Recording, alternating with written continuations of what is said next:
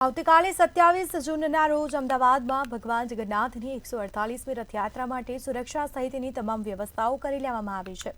Chief fire officer Amit Dongre અને DFO SB જાડેજાની દેખરેખ હેઠળ ફાયર સેફટી માટે એઆઈ આધારિત સિસ્ટમ તૈયાર કરવામાં આવી છે।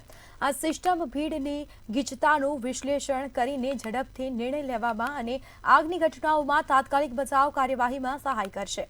એઆઈ ટેકનોલોજી ભીડ નિયંત્રણ અને આગની ઘટનાઓ માટે રિયલ ટાઈમ એલર્ટ પ્રદાન કરશે અને જે સ્ટેમ્પીડ અને અન્ય અનિચ્છનીય ઘટનાઓને રોકવામાં મદદ કરશે।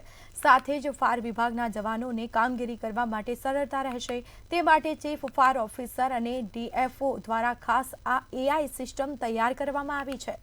ફાયરની ટીમ દ્વારા એઆઈ બનશે સુરક્ષાનું કવચ। 148મી રથયાત્રાની સુરક્ષા માટે પોલીસનો બંદોબસ્ત પણ ગોઠવી દેવામાં આવ્યો છે।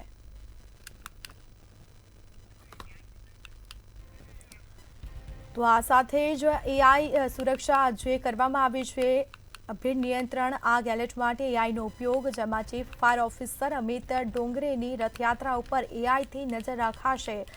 તમામ તૈયારીઓ કરવામાં આવી છે। એઆઈથી નજર ફાયર સેફટીથી રથયાત્રા ઉપર રાખવામાં આવશે અને ચીફ ફાયર ઓફિસર અમિત ડોંગરેએ એઆઈ ટેકનોલોજી ડિઝાઇન કરી છે।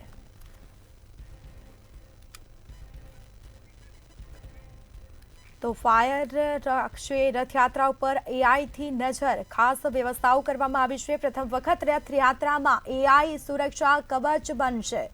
ભીડ નિયંત્રણ આગ એલર્ટ માટે એઆઈનો ખાસ ઉપયોગ કરવામાં આવ્યો છે। ટેકનોલોજીનો ઉપયોગ કરીને નજર રખાશે।